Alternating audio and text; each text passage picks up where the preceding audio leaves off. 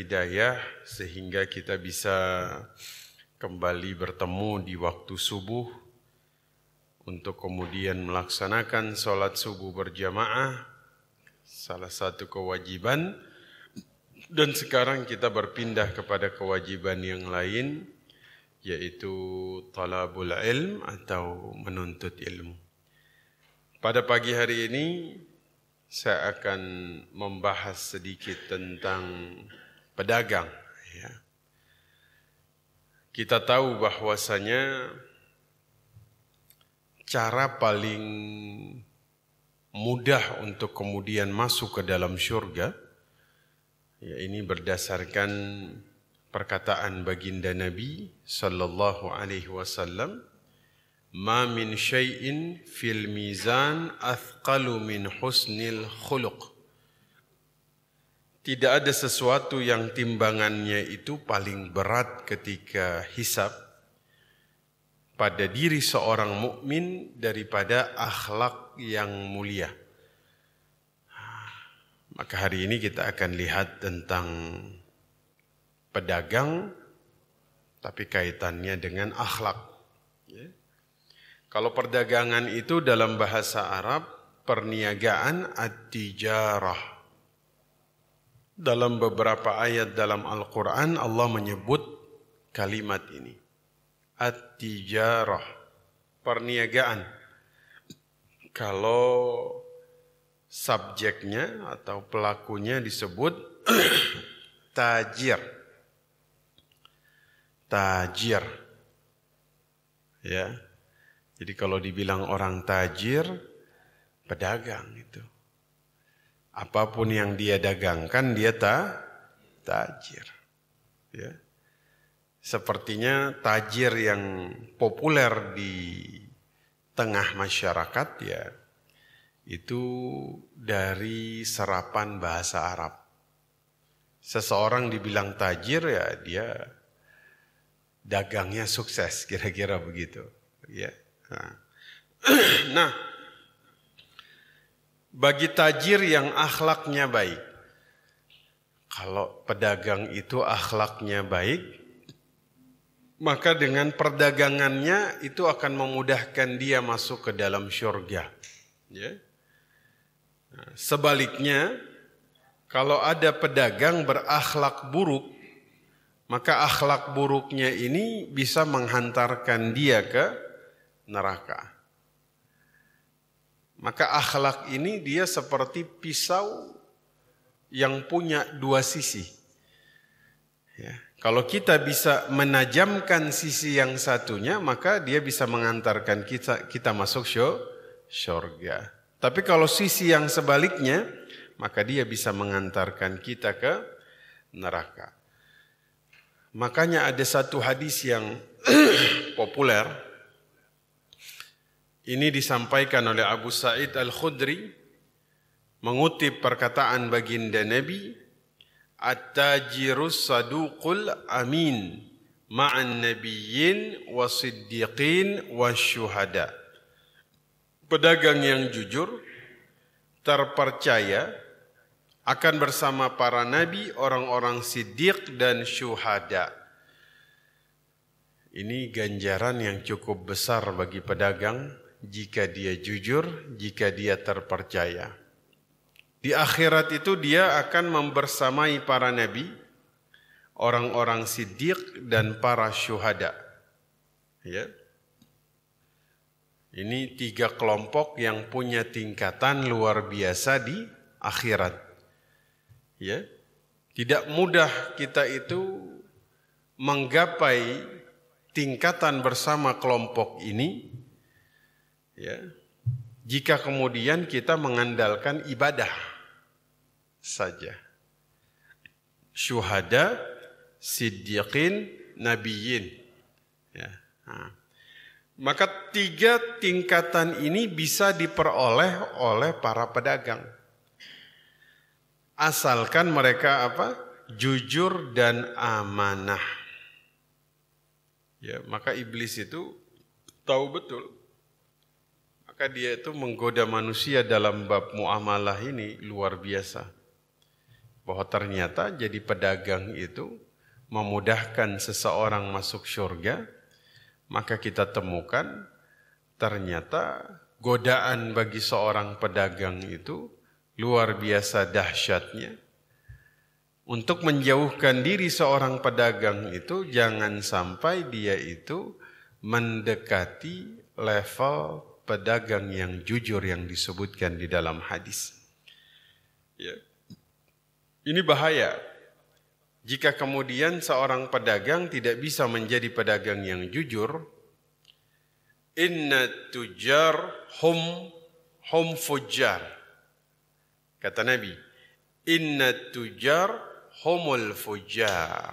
Ya. Pedagang itu, kata Nabi, ya, para pedagang itu orang-orang yang fajir. Tentu ini dikatakan sebagai orang yang fajir itu membuat para sahabat itu, kok para pedagang dikatakan orang-orang yang fajir. Fajir ini kan orang yang melakukan keburukan. Sahabat nanya, ya Rasulullah, awalaisa qad ahallallahu al-bai'? Bukankah Allah telah menghalalkan jual beli? Sementara para pedagang ini mereka melakukan aktivitas jual beli. Jual beli sudah dihalalkan oleh Allah di dalam Al-Quran. Kok Nabi mengatakan inna tujar humul fujjar? Bahwa pedagang itu orang-orang yang fajir. Maka Nabi mengatakan, bala, betul, walakinnahum yuhaddithuna fayakdzibun. Karena sebagian pedagang itu kalau mereka bicara, mereka dusta. Ya. Wa yakhlifun wa ya'tamun. Mereka kemudian jika dia bersumpah, wa ya'thamun, dia berdosa. Bersumpah dalam dagang. Ya. Bapak Ibu sering mendengar seorang pedagang bersumpah atas nama Allah? Pernah? Sering. Sumpahnya ini sumpah beneran atau bohong-bohongan? Karena Nabi pernah mengatakan sumpah itu melariskan dagangan, bikin orang percaya, tapi dia menghilangkan keberkahan. Dia menghilangkan apa? Keberkahan.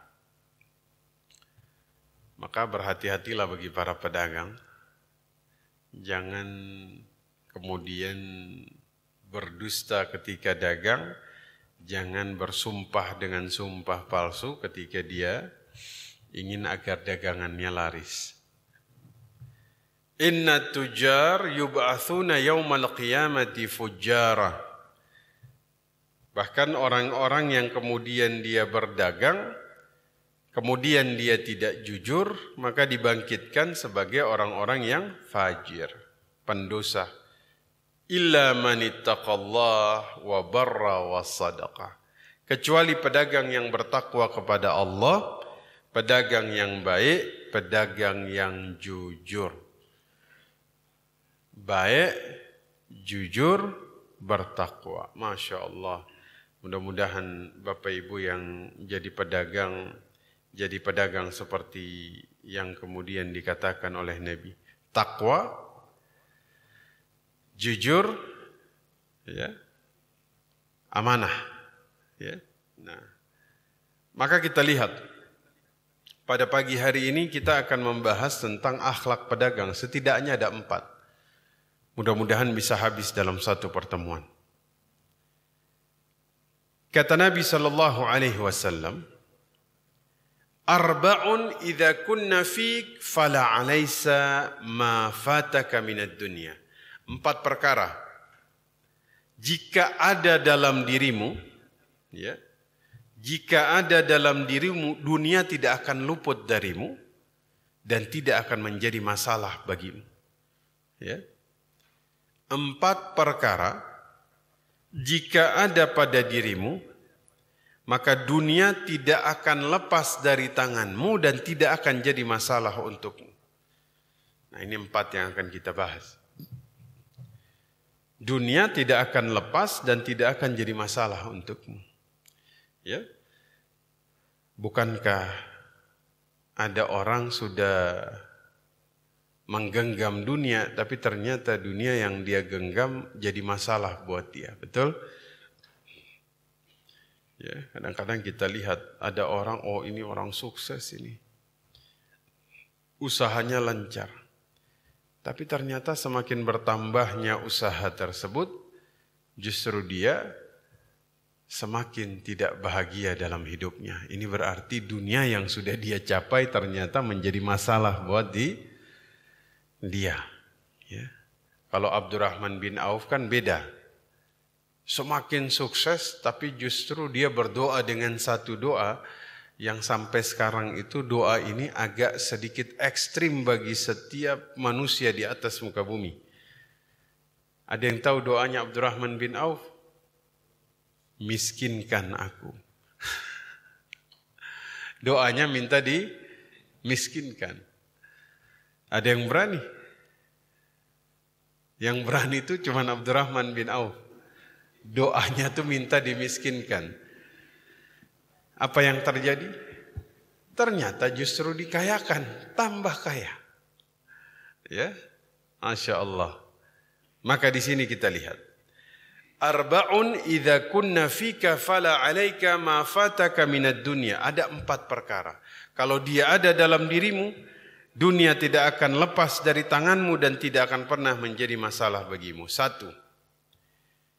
Hifzu amanatin. Ya. 1 apa? Menjaga amanah. 2. Sidqu hadith. Jujur dalam berbicara. 3. Husnu khaliqatin. Akhlak yang baik. Yang terakhir, wa iffatun fi tu'matin.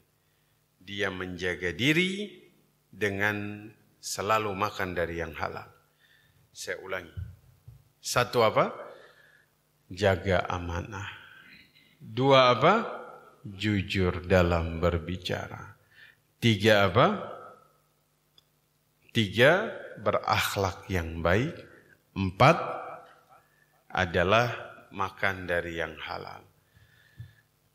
Maka jika kita bicara tentang para pedagang yang kemudian Allah angkat derajat bersama para nabi di akhirat, ini 4 landasan yang harus dimiliki oleh sesiapapun pedagang Muslim yang kemudian dia bermuamalah dengan tijarah yang dia lakukan. Kalau ada 4 hal ini dalam diri seseorang, maka dia enggak usah khawatir terhadap dunia. Tidak akan ada dunia yang kemudian menjadi masalah baginya. Ya. Nah, mari kita bahas satu persatu Bapak Ibu sekalian. Jaga amanah, ya. Jujur dalam berbicara, kemudian akhlak yang baik, menjaga diri dengan selalu makan dari yang halal. 1. Hifzu amanatin. Jaga amanah bagi seorang pedagang dalam muamalahnya adalah dia ini orangnya ketika dia pegang harta orang lain, ketika dia bersyirkah dalam transaksi, ketika dia kerjasama, ketika dia berdagang, ya, dia selalu menjaga apa yang kemudian mereka sepakati. Ya. Banyak orang yang kerjasama bisnisnya, dia tidak amanah.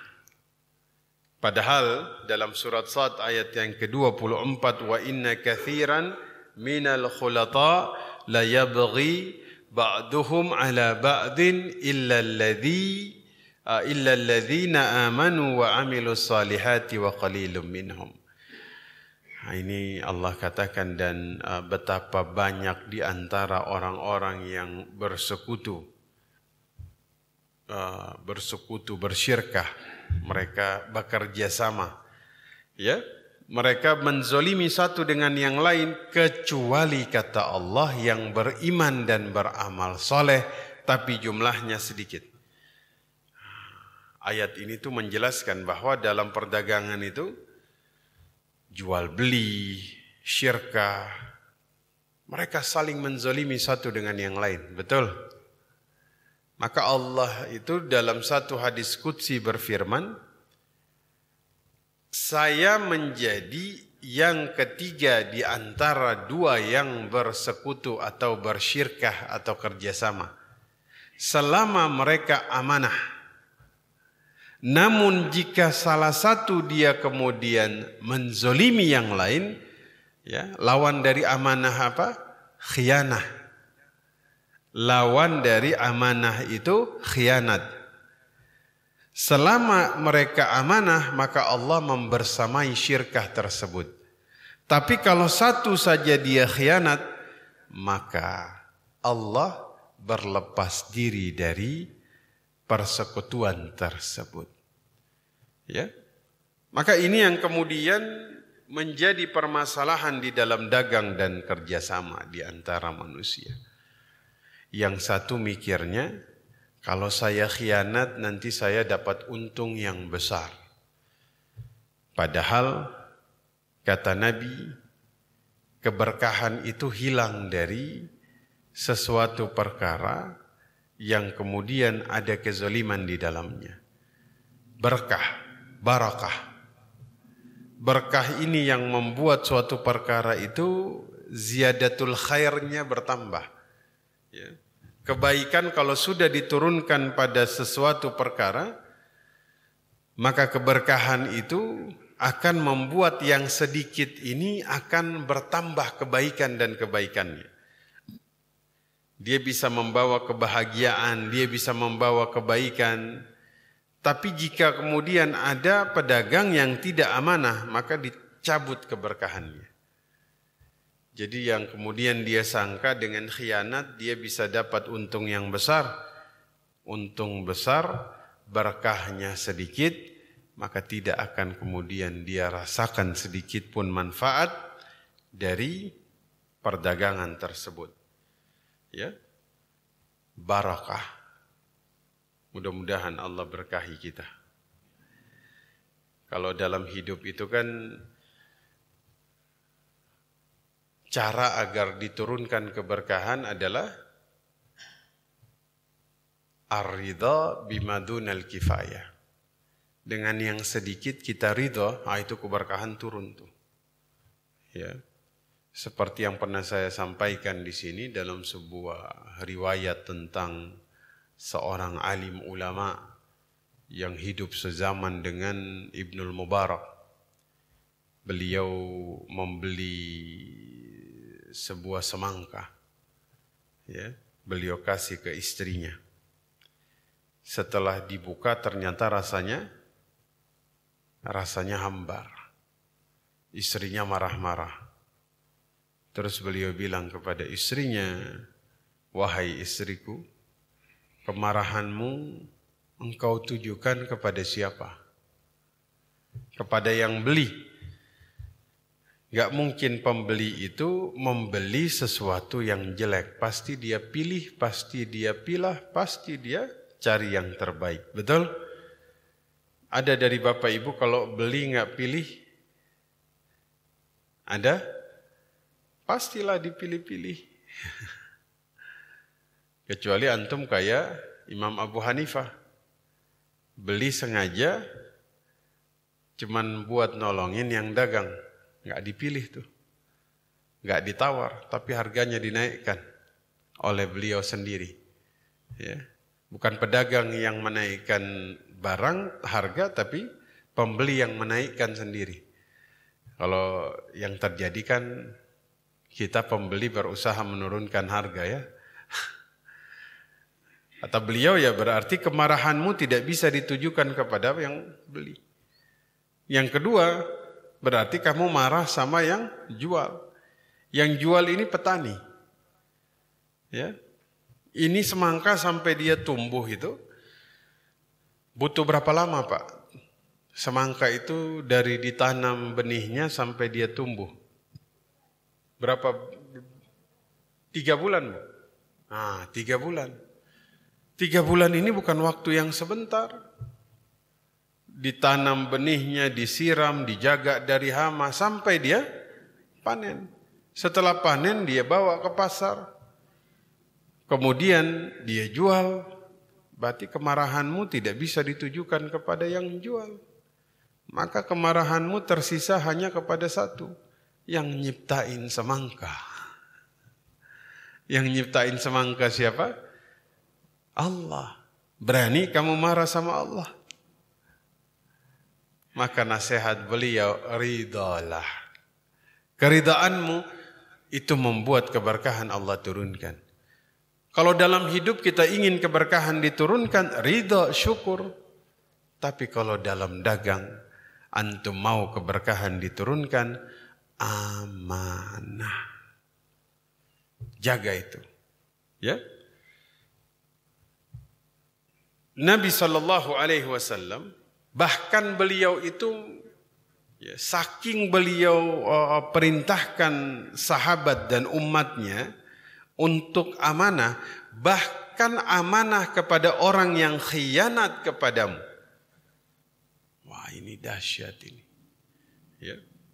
Kata beliau, addil amanata ila mani tamanaka wala takhun man khanaka. Masya Allah. Tunaikan amanah kepada pemiliknya dan jangan berkhianat kepada orang yang berkhianat kepadamu. Subhanallah. Kalau kita amanah kepada orang yang amanah, ini mungkin suatu hal yang lazim. Tapi kalau amanah kepada orang yang khianat, oh, ini luar biasa ini. Misal dalam jual beli kita bertransaksi dengan seseorang. Dia jujur. Alhamdulillah, karena kejujurannya kita pun membalas dengan apa? Kejujuran yang sama. Dia amanah, kita balas dengan amanah yang sama. Tapi ternyata Nabi merintahin, walaupun dia kemudian khianat kepadamu, kamu tetap harus amanah kepada dia. Kadang kan kalau kita dizolimi dalam satu transaksi, dalam satu tijarah, yang muncul dalam pikiran kita, oh, ana bohongin balik katanya. Kenapa? Dia juga bohong. Betul, Pak? Betul? Kalau kita dikhianati, kita balas dengan pengkhianatan. Tapi lihat apa kata Nabi. Tetap amanah dengan dia walaupun dia khianat kepadamu. Ini akhlak dari baginda Nabi Muhammad sallallahu alaihi wasallam. Ya, memang beliau ini sebelum diangkat jadi Rasul, banyak Quraisy yang menitipkan barang-barangnya kepada beliau. Karena mereka tahu Nabi Muhammad ini orangnya amanah. Ya. Sebelum diangkat jadi Nabi, jadi Rasul, gelarnya itu Al-Amin, orang yang terpercaya. Gara-gara itu Quraisy nitipin barang kepada beliau. Ya. Ketika beliau sudah Allah angkat jadi Rasul, kebiasaan ini tetap berjalan. Nitipin harta sama baginda Nabi Muhammad sallallahu alaihi wasallam. Ya, meskipun mereka memusuhi Nabi, namun mereka tetap nitipin harta sama Nabi. Itu Bapak Ibu. Antum tuh kalau amanah, ya, kebencian orang kepada kita itu tidak akan kemudian menutupi kebaikan yang ada dalam diri kita. Itu amanah. Ya. Mungkin kalau ada orang berselisih dengan kita, kebaikan kita yang lain tuh mereka lupakan sudah. Betul.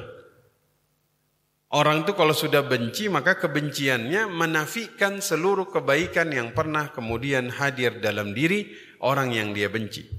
Mau sebaik apapun dia, kalau sudah dibenci, sudah yang dalam pandangan kita dia orang yang buruk. Tapi kalau amanah, siapapun tidak akan bisa menafikan itu.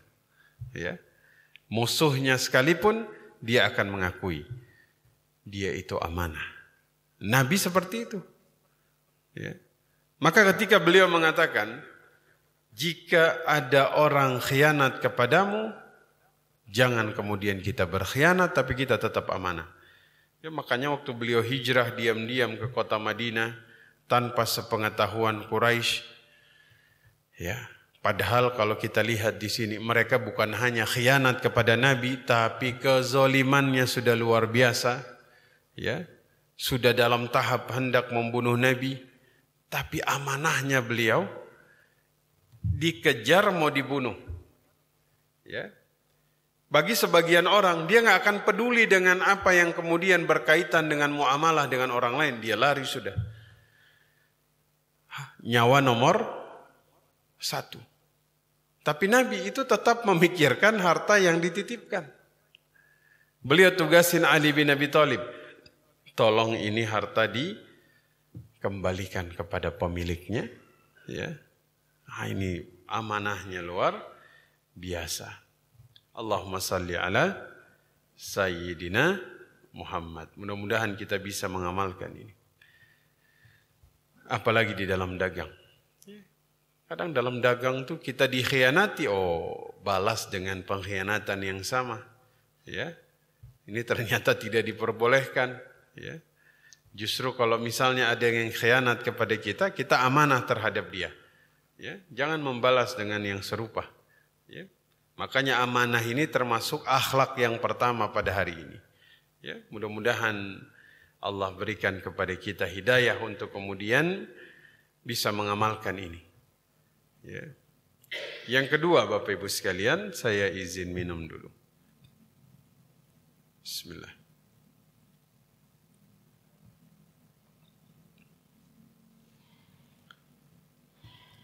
Yang kedua apa tadi? Sidqu hadis. Ya, ini akhlak semua ini. Al-bai'ani bil khiyari ma lam yatafarraqa fa in sadaqa wa bayyana burika lahuma. Burika lahuma fi bai'ihima. Wa in katama wa kadzaba muhiqat barakatu bai'ihima. Ada dua orang pembeli, maka mereka punya hak untuk memilih selama mereka belum berpisah. Yang satu dia boleh memilih ini dijual atau tidak. Yang satu berhak memilih ini mau dibeli atau tidak. Ya. Jika keduanya menjelaskan, maka diberkahi transaksi keduanya. Jual belinya diberkahi. Tapi kalau mereka menyembunyikan dan berdusta, maka dihapus keberkahan dalam transaksinya. Dari yang pertama dan kedua ini berhubungan dengan apa Bapak Ibu? Keberkahan.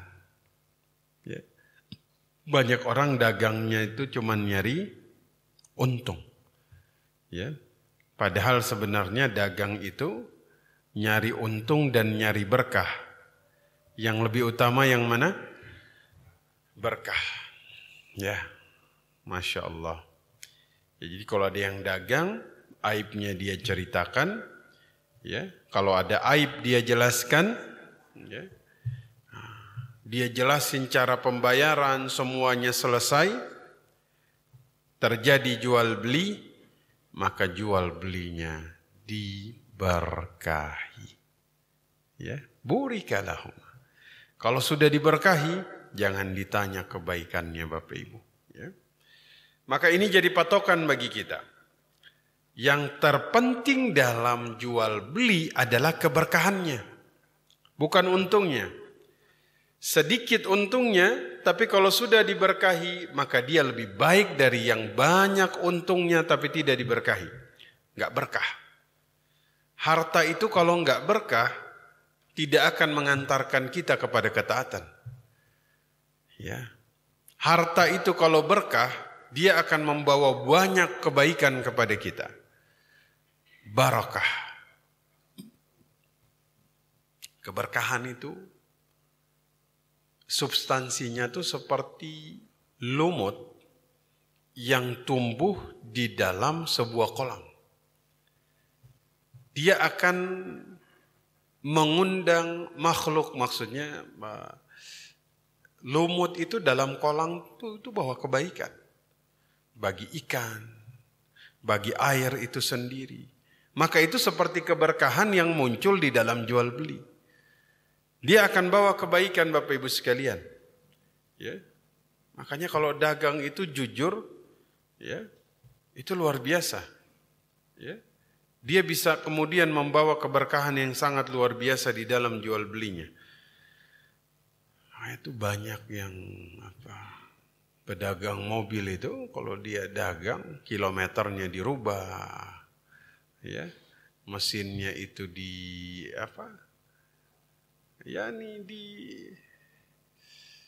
dulu sahabat saya pernah beli mobil, ya. Kalau nggak salah 3 hari dari beli turun mesin. Ya. Padahal waktu dicoba tuh halus, bunyinya tuh lembut. Setelah diperiksa, saya pun baru tahu Pak. Apa itu yang memasukkan pisang ke dalam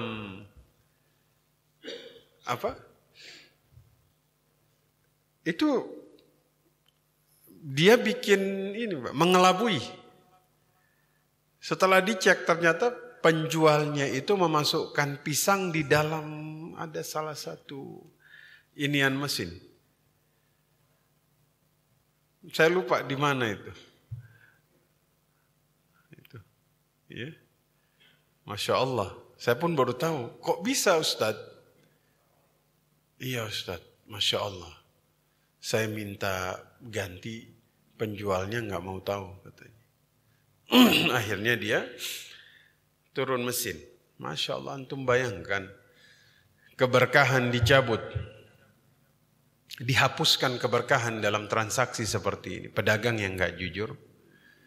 Bahkan Nabi Muhammad itu nggak mau mengakui dia sebagai umatnya. Laisa minni, bukan bagian dari umatku. Ya. Saya tuh beberapa kali ketemu dengan pembeli yang kecewa dengan pedagang. Atau kemudian bertemu dengan pedagang yang kecewa dengan pembeli. Yang muncul masalahnya itu dari ketidakjujuran di dalam berdagang. Akhirnya yang terjadi adalah putusnya hubungan silaturahim. Ya, putusnya hubungan silaturahim. Maka bahayanya kita itu tidak jujur dalam perdagangan, ya. Itu sangat fatal sekali dan jangan kemudian dianggap remeh Bapak Ibu sekalian. Ya, makanya Nabi mengatakan inna tujar humul fujjar. Ya, pedagang itu orang-orang yang fajir. Ya itulah yang kayak begini. Bapak Ibu pernah nggak jual beli ketemu dengan karakter pedagang yang tidak jujur seperti ini? Sering? Bagaimana perasaannya? Kecewa, marah, Masya Allah. Ya, dia meninggalkan semacam menyisakan satu titik hitam di hati. Ya. Misalnya dikecewakan sama seorang pedagang, itu bisa selamanya itu tiap lewat situ dongkol hatinya, betul? Ini pedagang ini dulu anak pernah ditipu di sini begitulah. Iya, Masya Allah. Maka Bapak Ibu sekalian yang dimuliakan Allah Subhanahu wa taala. Maka kemudian ada orang sama seperti yang ketidakamaнаhan tadi, dia pengen untungnya besar, maka dagangnya ini penuh dengan kedustaan. Ada aib nggak diceritain. Kalau kemudian diceritain, takut nanti harganya tuh turun. Ya, ini bahaya. Ya, keberkahan kalau sudah dicabut, muhiqat barakatun bai'ihima. Kalau sudah dihapus keberkahan, maka uang yang didapatkan tidak berkah. Yang bahayanya lagi, kalau dicabut keberkahan, maka uang ini bisa mengantarkan dia kepada kemaksiatan. Ini bahayanya. Ya. Bahkan nanti, ya, ini yang paling tinggi ini, kalau keberkahan dicabut dalam perniagaan, hasilnya itu bisa mengantarkan dia kepada kemaksiatan. Ini yang paling bahaya. Ya. Kalau tidak mengantarkan dia kepada kemaksiatan, uangnya ini akan habis untuk hal-hal yang tidak bermanfaat. Tuh, bahaya kan? Maka jangan kemudian kita tuh terpedaya dengan untung yang banyak tapi tidak diberkahi. Ya. Jujurlah Bapak Ibu sekalian, ini nasihat yang luar biasa kepada para pedagang. Ya. Nabi kemudian mengatakan, man ghasya falaysa minni, yang suka bohong di dalam dagang bukan bagian dari golonganku. Masya Allah. Di saat dalam satu riwayat Nabi Musa itu pengen jadi golongannya Nabi Muhammad di akhirat. Ini umatnya Nabi Muhammad sendiri tidak diakui oleh Nabi. Siapa dia? Yang suka bohong di dalam dagang, berdusta di dalam perniagaan. Kadang-kadang ini dianggap remeh, Pak. Dianggap sesuatu yang biasa-biasa saja. Ternyata ini termasuk salah satu dosa yang bisa membuat pelakunya tidak diakui sebagai umat Nabi Muhammad sallallahu alaihi wasallam. Ya. Nah. Ini paling banyak. Apalagi sekarang lagi mau kurban ya. Kadang ada kan sapi yang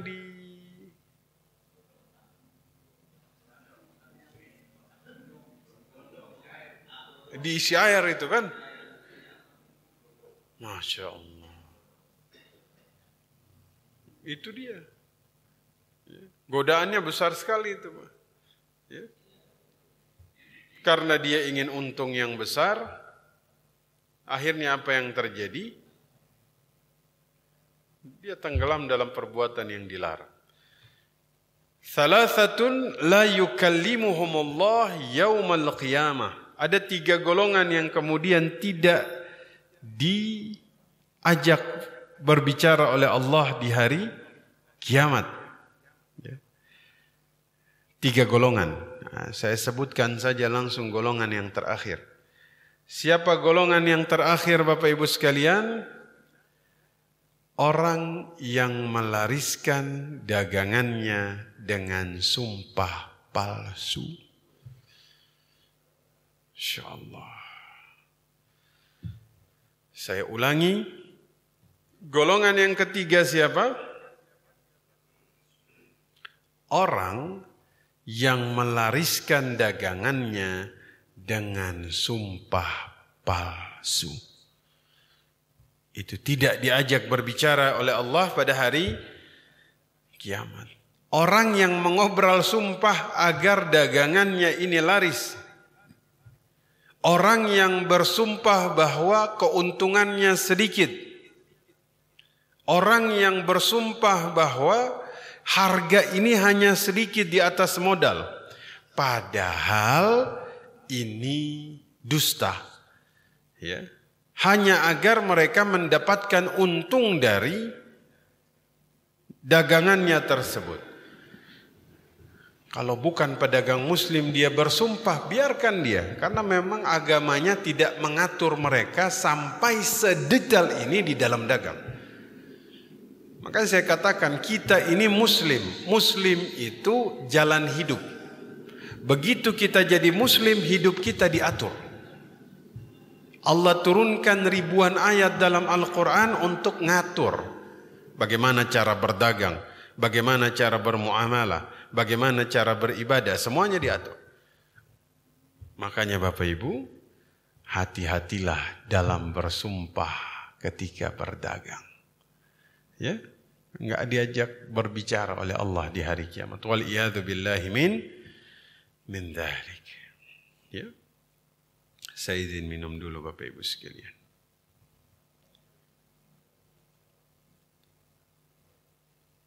Kayaknya cuma 2 yang kita bahas ini.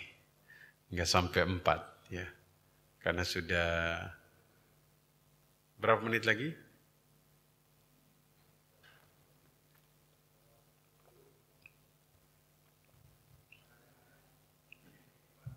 Jadi 2 itu dulu. Nanti 2-nya lagi kita lanjut di 2 minggu lagi. 1 apa? Amanah. 2 apa? Jujur dalam berbicara. Mudah-mudahan Allah kasih kekuatan kepada kita agar bisa mengamalkan dua perkara ini. Dua perkara ini bisa mengantarkan kita membersamai golongan-golongan yang kemudian Allah muliakan di akhirat. Ya. Wallahu a'lam bishawab. Silahkan Bapak Ibu jika ada pertanyaan kita diskusi.